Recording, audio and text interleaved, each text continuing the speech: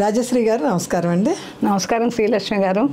రాజశ్రీ గారు, మనం గణపతి గురించి మాట్లాడుకున్నాం కదా, ఈరోజు గురువు గురించి చెప్తారా? తప్పకుండానండి. గురు బ్రహ్మ గురుర్ విష్ణు గురుర్ దేవో మహేశ్వర గురు సాక్షాత్ పరబ్రహ్మ తస్మై శ్రీ గురవే నమః. బాలాదపి సుభాషితం అన్నారండి. అంటే ఏంటండి బాలాదపి సుభాషితం అంటే చిన్నపిల్లల దగ్గర నుంచి కూడా మనం నేర్చుకోవాల్సిన విషయాలు చాలా ఉంటాయి. వాళ్ళు కూడా మనకు గురువులే. అయితే శ్రీ దత్తప్రభు ఏమన్నారంటే ప్రపంచమంతా గురుమయం అన్నారు. గురువులు అంటే మనకు ఒక మనిషి శరీరంలో ఉండాల్సిన అవసరం కూడా లేదు. అంటే ప్రపంచంలో ఏది చూసినా కూడా మనం నేర్చుకోవాల్సిన ఒక విషయం ఉంటుంది అని దత్తప్రభు చెప్పడం జరిగింది. దాంట్లో ఈరోజు మనం పంచభూతాల గురించి తెలుసుకుందాం. పంచభూతాలు ఎలా గురువుగా మనకి ఉంటాయి. పంచభూతాలు కానీ గురువు కాదు కదండి. అవునండి, ప్రతి విషయం గురించి మనం నేర్చుకోవాల్సి ఉంది. అందుకోసమనే శ్రీ దత్తప్రభు ముందరగా భూమి గురించి చెప్పారు ఆయన. అంటే పంచభూతాల్లో ఫస్ట్ ముందర భూమి. భూమి అనగానే మనకి భూమాత కదండి, ఎంతో ఓర్పు ఆవిడ. సహనము. ఆ సహనం మరి నేర్చుకోవాలంటే మరి గురువు ఆవిడే కదా మొట్టమొదట. అవును కదా. భూమాత అంటే స్త్రీ తగ్గించి సహనం నేర్చుకుంటాము. అంటే చాలా సహనం ఉన్న స్త్రీని ఏమంటారంటే భూమాత, అంత ఓర్పు అంటారు అనమాట. అలాగే భూమి తగ్గించి మనం సహనం అనే విషయాన్ని కూడా నేర్చుకోవాలి. అదిగాక భూమి నిజానికి ఎంత గొప్పదంటే ఆవిడ దగ్గర నుంచి మనకు పంట పొలాలు వస్తూ ఉంటాయి, అన్ని రకాలు వస్తుంటాయి. అయితే మనం ఎంతో నీచంగా భూమిని ఉపయోగించుకుంటూ ఉంటాం. మనం మలమూత్రాలు విసర్జన చేస్తాం. అవునండి. తర్వాత ఖనిజాల కోసం గుణపాలతో తవ్వేసేస్తాం మన భూమిని అంతా కూడా.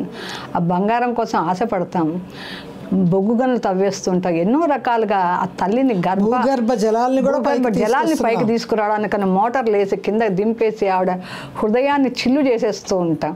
ఒక స్త్రీగా మనం ఊహించుకుంటే.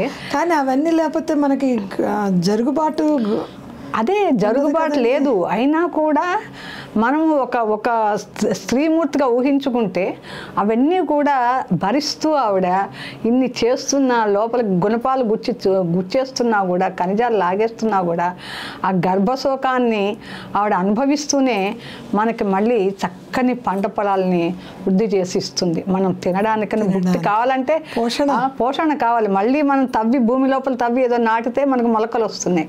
ఇన్ని చేసి ఇన్ని రకాలుగా ఆవిడ హింసించినా కూడా మనకి మళ్ళీ పోషణ భాగ్యాన్ని ఆవిడ కలిగిస్తున్నారు. కాబట్టి ఆ భూమాత ఫస్ట్ మనకి గురువు అని చెప్పేసి దత్తప్రభు చెప్పడం జరిగింది. అంటే ఎన్నో రకాలుగా బాధిస్తూ కూడా ఉన్న పరిస్థితుల్లో కూడా ఒక తల్లి తన బిడ్డను ఎట్లాగైతే సాకుతుందో, ఎన్నో రకాలుగా మలమూత్ర విసర్జన చేస్తాడు బిడ్డ వాళ్ళు, అయినా కూడా ఎంతో ముద్దుగా లాలిస్తూ చేస్తూ ఉంటుంది. అట్లాగే మన భూమాత కూడా మనందరినీ బిడ్డలుగా అనుకుని మనకి మళ్ళీ పొలాల్ని పండించి దాని ద్వారా మనకు ఆహార ఉత్పత్తి చేసి మన జీవనానికి తోడ్పడుతుంది అన్నమాట. కాబట్టి మొట్టమొదటి గురువు మనం భూమిని తీసుకోవాలి. ఎందుకంటే ఎంతో ఓర్పు తల్లికి. అటువంటి తల్లిని మనం మొట్టమొదటి గురువుగా అనుకోవాలని చెప్పి గురువుగారు చెప్పారు. కాబట్టి పంచభూతాల్లో మొదటిది భూమి ఉంది. తర్వాత మనకి నీరు. మీకు తెలిసిందే, నీరు లేనిదే మన శరీరంలో అలాగే మన భూభాగంలో కూడా 3 వంతులు నీరే ఉంది. దాంట్లో ఆ నీరు లేనిదే మనం ఉండలేం. ఈ నీరు ఏ పాత్రలో పోస్తే ఆ పాత్ర యొక్క ఆకారం సంతరించుకుంటుంది. అంటే దానికి ఒక ఆకారం అంటూ లేదు, అన్నిట్లోనూ కలిసిపోతుంది, అందరితోనూ ఉంటుంది. ఏ పాత్రలో పోస్తే ఆ పాత్రలో ఇమిడిపోతుంది. మళ్ళీ దాహార్తిని తీరుస్తుంది మనిషికి. కాబట్టి దాన్ని ఎన్ని రకాలుగా ఏమి మనం చేసినా కూడా అందరిలోనూ మిళితం అయిపోయి ఉండడం, ఏ ఆకారంలో ఉంటే ఆ ఆకారాన్ని దాంట్లో పొందుపరుచుకోవడం, అంటే అన్నిటితోనూ అడ్జస్ట్ అయిపోయి ఉంటుందన్నమాట. ఎలా ఉన్నా కూడా దాని పరిస్థితుల ప్రకారం అడ్జస్ట్ అయిపోయి ఉండడం అనేది, అంటే పరిస్థితులకు అనుకూలంగా తను మలుచుకుంటూ ఉండడం అనేది నీటి ద్వారా మనం తెలుసుకుంటాం. నీటి ద్వారా ఉపయోగం మన శరీరానికి దాహార్తిని తీరుస్తుంది. మనం అన్నం లేకపోయినా ఉండగలం, కానీ నీరు లేకుండా ఉండలేము. కాబట్టి దాహార్తిని తీర్చడమే కాకుండా అది ఏ పాత్రలో పోస్తే ఆ పాత్ర ఇది ఎట్లయితే తను తెచ్చుకుంటుందో ఆకారాన్ని, అలాగే మనిషి కూడా తనని తన పరిస్థితులకు అనుగుణంగా మలుచుకుంటూ ఈ ప్రపంచంలో ఉండాలి, పైగా 10 మందికి సహాయకారిగా ఉండాలి అని చెప్పేసి మనం ఈ నీటి ద్వారా కూడా నేర్చుకోవచ్చండి. నీటి ద్వారా ఇంత గొప్ప విషయం తెలుసుకుంటాం అంటే చాలా, అవునండి, చాలా ఆనందంగా ఉందండి. అదే సంతోషం. భూమి, నీరు, తర్వాత వాయువు. వాయువు గాలి గాలి నుంచి కూడా ఒక గురువులాగా భావించి నేర్చుకోవాల్సిందే. ప్రతి దాంట్లో ప్రపంచంలో ఏదున్నా కూడా అదంతా గురువు గారనే మనం భావించుకుంటే ఎక్కడికో వెళ్ళి ఎక్కడికో చేయాల్సిన అవసరం లేదు. ఏది చూసినా కూడా మనం నేర్చుకోవాల్సింది ఉంటుంది దాంట్లో. అట్లాగే ఈ గాలి చూడండి, ఒక పంట పొలం నుంచి వీస్తుంది, ఒక మల్లె తోట మీద నుంచి వీస్తుంది, ఒక పెంట పోగుల నుంచి కూడా వీస్తుంది. అవునండి. అయితే దానికి తన మన చెడు వాసన మంచి వాసన ఇది అని ఏమి భేదాలు లేవు. దానికి అన్నింటి సమానంగా అందరితో సమానంగానే వీస్తుంది. అది కాసేపు దాని నుంచి వీచిందని మళ్ళీ పక్కకి రాగానే దాని సహజ ప్రకృతి వచ్చేస్తుంది, మళ్ళీ సహజంగా అయిపోతుంది. చూడండి, మనం కాసేపు ఏదో పెంట కుప్పల దగ్గర నుంచి నడుస్తాం, వాసన వస్తుంది, మళ్ళీ కొంత దూరం పోగానే మామూలు గాలి వచ్చేస్తుంది. అవును, అబ్బాబ్బా అనేసి మనం ముక్కు మూసుకొని పక్కకి వెళ్తాం. మళ్ళీ ఒక తోట నుంచి వచ్చిన గాలి వస్తుంది, ఎంత పరిమళంగా ఉంది అని ఆస్వాదిస్తూ ఉంటాం. అలాగే ఈ గాలి ఇలా మల్లె తోట మించి వీచినా, పెంట కుప్పల మించి వీచినా, ఎక్కడి నుంచి వీచినా సహజ స్థితిని కోల్పోవడంలా తను సహజంగా అలాగే ఉంటుంది. కాసేపు మాత్రం అక్కడి నుంచి వచ్చినప్పుడు ఆ వాసనని పట్టుకుంటోంది, కానీ మళ్ళీ తన సహజ స్థితి వచ్చేస్తోంది, వదిలిచ్చేసుకుంటుంది, తన ప్రకారం తను ఉంటుంది. అలాగే మనం కూడా ప్రపంచంలో కొంతమంది మంచి వాళ్ళని కలుస్తూ ఉంటాము, చెడు వాళ్ళని కలుస్తూ ఉంటాము, కొంతమంది రకరకాల మనుషులతో తిరుగుతున్న ప్రపంచం అంటే మంచి చెడు అన్నీ ఉంటాయి. అయితే ఆ మంచి చెడులోంచి మనం వెళ్తూ కూడా మన సహజ సిద్ధమైనటువంటి భగవంతుడు ఇచ్చినటువంటి ఆ జ్ఞానాన్ని మనం పోగొట్టుకోకుండా మన జ్ఞాన సంపద మనం ఉంచుకుని మనం సహజంగా ఉండాలి, మన ప్రకృతి ప్రకారం మనం నడుచుకోవాలి అని ఈ గాలి ద్వారా మనకు తెలుస్తూ ఉంటుంది. నిజంగా చూస్తే ఎంతో చక్కటి విలువైన జ్ఞానం మనకి గాలి ద్వారా మనం మనం సహజంగా ఎలా ఉండాలి, భగవంతుడు ఇచ్చిన ఈ శరీరాన్ని బట్టి మనం 10 మందికి ఎలా హెల్ప్ చేయాలి అంటే ఒక మంచి సువాసన రాగానే మనం ఎంతో ఆహ్లాదభరితంగా ఉంటాం. అలాగే ఎప్పుడు కూడా మన జీవితంలో కూడా నలుగురికి ఆహ్లాదం కలిగించే విధంగా ఉండాలి. ఒక చోట నుంచి వీచినప్పుడు ఒక రకమైనటువంటి మనకి చెడు సావాసాల వల్ల కానీ చెడు ప్రవర్తన వల్ల కానీ బాధపడినప్పుడు అది అంతటితో వదిలిచ్చేసుకుని మళ్ళీ మనం ఇది తాత్కాలికమైంది, మన సహజ స్థితిలో మనం ఎప్పుడూ కూడా మంచిగా ఉండాలి, మన సహజ స్థితిని కోల్పోకూడదు అని చెప్పేసి ఈ గాలి ద్వారా మనం నేర్చుకోవాల్సి ఉంటుందండి. చాలా చక్కటి విషయం వివరించారండి. నిజమే, మనిషి అన్న తర్వాత కొన్ని బలహీనలకు లోనవుతారు. ఆ బలహీననే కంటిన్యూ చేసుకోక్కర్లేదు, మనలో మనం మార్పు తెచ్చుకొని మళ్ళీ సజ్జనుడిగా మారవచ్చు. అయితే గాలి వల్ల మనం నేర్చుకోవాల్సిన గాలి ఒక గురువు. 4వ గురువు మనకి ఆకాశం అండి. ఆకాశం ఎంతో ఎత్తులో ఉంటుంది. ఆకాశం అంత ఎత్తే దిగాడని అనుకుంటూ ఉంటాం, మనం మాట అంటూ ఉంటాం, సహజంగా వాడుక భాషలో అంటూ ఉంటాం. ఎంతో ఎత్తులో ఉంటుంది. అయినా కూడా మనం దాని నుంచి అనుకోవాల్సింది అంటే మనం కూడా అంత ఎత్తుకు అంటే ఆకాశం వెళ్తున్న కొద్దీ ఇంకా పైకి వెళ్తూ ఉంటుంది. మనం ఏదో చాలామంది ఎత్తుకు ఎదిగిపోయామని అనుకుని అహంకరిస్తూ ఉంటాం. ఆకాశాన్ని చూస్తే వెళ్తున్న కొద్దీ ఇంకా పైకి వెళ్తాం, అంటే మనం మించి ఇంకా చాలామంది. అంటే మనము అసలు నిజానికి జ్ఞానవంతులం అనుకోవడానికని జ్ఞానం తెలిసిన తర్వాత మనం ఎంత అజ్ఞానవంతులమో తెలుస్తుంది. అజ్ఞానంలో ఉన్నప్పుడు మనకి ఇదే మన ప్రపంచం అనుకుంటాం. కొంచెం జ్ఞానం నేర్చుకున్న తర్వాత మనకంటే ఎంత జ్ఞానవంతులు ఉన్నారో తెలుసుకోవడం మొదలు పెడతాం అన్నమాట. నిజంగా జ్ఞానవంతులం అంటే ఏంటంటే ఎంత అజ్ఞానవంతులమో తెలుసుకోవడమే అన్నమాట. అదే అలాగే ఈ ఆకాశం కూడా మనం పైకి వెళ్తున్న కొద్దీ ఇంకా పైకి వెళ్తూ ఉంటుంది. కాబట్టి మనకంటే మించినది ఏదో చాలా ఉంది అని చెప్పేసి మనం కూడా తెలుసుకోవాలి. తర్వాత అంత ఎత్తుకు ఎదగాలి అని కూడా ఒక మనం ఆలోచన దృక్పథం కూడా పైకి ఎదగాలి, ఎదిగిన కొద్దీ ఇంకా ఎదుగుతూ ఉండాలి, ఒదుగుతూ ఉండాలని కూడా మనం తెలుసుకోవాలి. ఒదగడం అనేది ఆకాశంలో మనకి ఎలా తెలుస్తుంది? ఆకాశంలోంచి మనకు వర్షం కింద పడుతుంది. అవును కదా, వర్ష రూపంలో. అంటే ఒదిగి మళ్ళా మన సాయం చేయడానికని ఆకాశం కిందకి మనకి వర్ష రూపంలో మనకి ప్రాణదానం చేస్తూ ఉంటుంది ఆకాశం కూడా. అలాగే దాని నుంచి మనం నేర్చుకోవాల్సింది ఏంటంటే ఎంత ఎత్తు ఎదిగినా కూడా కింద వాళ్ళని కూడా మనం చూస్తూ వాళ్ళ యొక్క బాగోగులు చూసుకోవాలి, వాళ్ళని మనం పట్టించుకోవాలి, వాళ్ళకి సాయం చేయాలి అన్న ఒక కృతజ్ఞతా భావాన్ని మనం చూపించే విధంగా మనకు ఆకాశం చెప్తూ ఉంటుంది. తర్వాత మనం చూస్తే ఆకాశంలో నక్షత్రాలు ఉన్నాయి, సూర్యుడు ఉన్నాడు, చంద్రుడు ఉన్నాడు, ఇవన్నీ అనుకుంటూ ఉంటాం. అవునండి, నిజానికి ఇవేవి ఆకాశంలో లేవు, అవన్నీ కూడా అక్కడ ఉన్నట్టుగా మనకు కనపడతాయి. అవును కదా, ఉన్నాయి అక్కడ. మనం లేచి ఆకాశం వెంకే అలా చూసుకుంటాం అని చెప్పి కదండి. ఆకాశం ఏమి అహంకరించట్లేదు, నా దగ్గర సూర్యుడు ఉన్నాడు, నా దగ్గర చంద్రుడు ఉన్నాడు, నేను ఇంత గొప్పదాన్ని అని. ఇవన్నీ ఉన్నట్టుగా ఉంటుంది, కానీ ఆకాశం శూన్యంగానే ఉంటుంది. శూన్యమే కదా, ఆకాశం అంటేనే శూన్యం. శూన్యం. అలాగే మనలో కూడా ఎన్నో రకాలు ఉంటాయి, ఎన్నో రకాల హావభావాలు ఉంటాయి, గొప్పతనం ఉంటుంది, చెడుతనం ఉంటుంది, ఇంకోటి ఉంటుంది. ఏదున్నా కూడా ఇవేవి మన మనసుకు సంబంధించినవి కాదు. నవరసాలే ఉంటాయి. ఈ నవరసాల నుంచి మనం బయటపడి ఇవేవి మనం కాదు అని చెప్పి ఒక శూన్య భావం పెట్టుకోవాలి.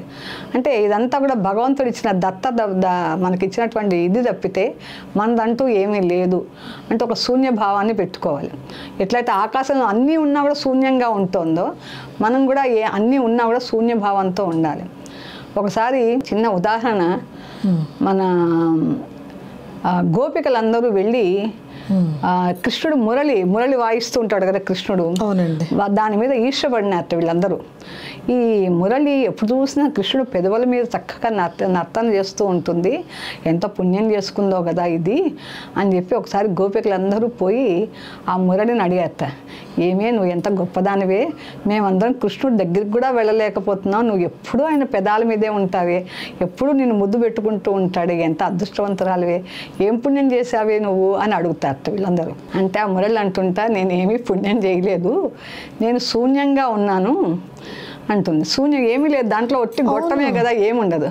నేను శూన్యంగా ఉన్నాను, దాంట్లో కృష్ణుడు ఊదుతున్నాడు, ఆ దాని గానం ద్వారా బయటికి ఇది వస్తుంది, రాగం వస్తుంది, మధుర గానం వస్తుంది. కాబట్టి మీరందరూ కూడా మీ మనసుల్ని, మీ హృదయాన్ని శూన్యంగా ఏ భావము లేకుండా పెట్టుకుంటే భగవంతుడు దాని నిండా నిండిపోతాడు. అదేనబ్బా నేను చేసేది, ఇంతకంటే ఏం లేదని చెప్పింట. ఇంత గొప్పదైన భావం ఒకటి నిజానికి మనం శూన్యంగా ఉంటే, ఏ విధమైన ఆలోచన లేకుండా ఉంటే భగవద్భక్తి మనలో నిండిపోయి ఉంటుంది. ఆ భగవంతుని చేరుకోవడం కూడా చాలా సుసాధ్యం అన్నమాట. కాబట్టి ఈ ఆకాశం నుంచి మనం ఈ చక్కని సందేశాన్ని మనం నేర్చుకోవచ్చండి. ఆకాశం ఒక పెద్ద గురువు మనకి. తామరాకు మీద నీటి బిందువులాగా. ఆకాశం గురించి కూడా చాలా చక్కగా వివరించారండి. తర్వాత గురువు ఎవరండి? అగ్ని అండి. ఇప్పుడు అగ్ని పంచభూతాల్లో ఆఖరిది అగ్ని ఉందండి. అగ్ని అంటేనే ఒక తేజస్సు కదా. తేజస్. ఇంకా మన పంచభూతాల్లో ఆఖరిది అగ్ని అండి. ఈ అగ్ని లేనిది అసలు లేదు కదండి. అసలు మన శరీరంలోనే అగ్ని ఉంది. శరీరంలో జఠరాగ్ని ఉంది, నీవార సూకవర్తని అని వడ్ల గింజ మొనంత ఆకారంలో దాని పరిణామంలో అగ్ని ఉంది. అదే అమ్మవారు అన్నమాట. దాంట్లో జ్వలిస్తూ 24 గంటలు మనలో ఆ ఎండాకాలమైనా వానాకాలమైనా చలికాలమైనా ఒకటే టెంపరేచర్ మనకు మెయింటైన్ చేస్తూ ఉంటుంది, 98.4 టెంపరేచర్. అవునండి. మరి అది ఎయిర్ కండిషన్ కదండి మన బాడీ. ఇప్పుడు మనకు బయట చూస్తే ఎయిర్ కండిషన్ చేయించుకోవాలి, మన బాడీనే ఎయిర్ కండిషన్, ఎప్పుడు ఒకటే టెంపరేచర్ మనకు మెయింటైన్ చేస్తూ ఉంటుంది. అటువంటి అగ్ని మన శరీరంలో ఉండబట్టే ఈ రోజున మనం ఏ పని చేసినా కూడా మరి మనం తిన్న ఆహారం జీర్ణం అవ్వాలన్నా అగ్ని వల్లనే జీర్ణం అవుతూ ఉంటుంది. ఈ అగ్ని వలన ఎంత అంటే ఇది లోపల ఉండే అగ్ని, బయట ఉండే అగ్ని గురించి అంటే మనకు ప్రతిదీ కూడా పంచభూతాలన్నీ కూడా మన శరీరంలో ఉన్నాయండి. మన శరీరంలో ఆకాశం ఉంది, నీరు ఉంది, భూమి ఉంది, అన్నీ ఉన్నాయి మన దాంట్లో. ఇది సంక్షిప్తంగా ఉంది, బయట ఉండేది విశాల ప్రపంచంలో ఉన్నాం అన్నమాట. ఇవన్నీ అందుకోసం పంచభూతాలన్నీ కూడా మన శరీరంలో ఉండేవే ఉంటాయి. ఈ అగ్ని దేన్ని బట్టే దాన్ని దహించేస్తుంది. అంటే దానికి ఇది చెడు ఇది మంచి అని లేదు. ఒక మంచిదాన్ని తినేస్తుంది, చెడుదాన్ని దహిస్తుంది, అన్నిటినీ చేసేస్తుంది, అన్నిటినీ అరిగించుకుంటుంది. మళ్ళీ అరిగించుకోవడం కూడా మళ్ళీ దానికే అజితే అరిగించుకోవడం కూడా ఉంటుంది. కాబట్టి ఈ అగ్ని నిజానికి మంచి లేదు చెడు లేదు, తను వెళ్ళిన ప్రదేశం అంతా పునీతం చేస్తుంది. అంటే అగ్ని పునీత అంట. మరి సీతాదేవిని అగ్ని పునీత అంట. అగ్నిలో దూకితే దాన్ని పునీతంగా అవుతుంది అనమాట. కాబట్టి దేనికైనా అగ్ని ప్రమాణం, అగ్ని మీద ప్రమాణం చేసి చెప్పంటాం మనం. అవునండి. అంటే అగ్ని అనేది అంత పవిత్రమైనది అనమాట. ఆ పవిత్రమైన అగ్ని నిజానికి మనకి ఒక గురువు లాంటిది అనమాట. ఎట్లయితే అన్నిటినీ దహించి వేస్తుందో మనం కూడా మనలో ఉన్నటువంటి చెడు గుణాలు ఇవన్నీ కూడా దహించేసి ఎప్పుడు పునీతలమై ఉండాలి. మంచి చెడు ఏ విషయము లేదు, అన్నిటినీ కూడా అతీతంగా ఉండి మన శరీరాన్ని పవిత్రంగా ఉంచుకుంటేనే ఈ శరీరం ఒక దేవాలయంలాగా భగవంతుడు దీంట్లో ఉంటాడు అని చెప్పి మనకి అగ్ని ద్వారా కూడా మనకు తెలుస్తుంది. కాబట్టి అగ్నికి మంచి చెడు లేకుండా అన్నిటినీ ఎట్లయితే దహిస్తుందో మనం కూడా మంచి చెడును అన్నిటినీ దహించేసి శూన్యంగా ఉంచుకుంటే మన శరీరంలోనే ఒక అమ్మవారు ప్రత్యక్షమై దేవుడు నిలయంగా మారిపోతుందని ఈ అగ్ని మనకి తెలియజేస్తుందండి. అంటే వాళ్ళు ఇట్లా అన్నారు, వీళ్ళు ఇట్లా అన్నారు అని మనల్ని మనం దహించేసుకో ఆ విషయాలనే దహింపచేసేస్తే మన మనసుకి ఎంత ప్రశాంతతకు చాలా చక్కగా చెప్పారు, చాలా చక్కగా చెప్పారు. ఎంత ప్రశాంతతగా ఉంటుంది మనకి. అగ్ని నుంచి, అగ్ని కూడా ఒక గురువు చెబుతున్నారు. ఇలా ఈ పంచభూతాలు కూడా ముందర మనకి అగ్ని, ఈ పంచభూతాల ద్వారా మనకి ఫస్ట్ గురువులు వీళ్ళు అనమాట. వీళ్ళ ద్వారా మనం నేర్చుకోవాల్సిన చాలా ఉన్నాయి. తర్వాత 24 మంది గురువులు ఉన్నారు. తక్కిన గురువుల్ని ఇంకొక ఎపిసోడ్లో మనం తెలుసుకుందాం అండి. ప్రతి విషయం బాలాదపి సుభాషితం అన్నాం కదా, చిన్న పాపని చిరునవ్వు తగ్గించి కూడా మనం నేర్చుకోవాల్సిన విషయాలు చాలా ఉన్నాయి అన్నమాట. చాలా నేర్పించాలి మీరు మాకు, చాలా నేర్పించాలి. పంచభూతాలు అని తెలుసు కానీ పంచభూతాల్లో కూడా ఒక గురువుని చూడాలి అని చాలా వివరంగా తెలియజేశారండి. నమస్కారం అండి.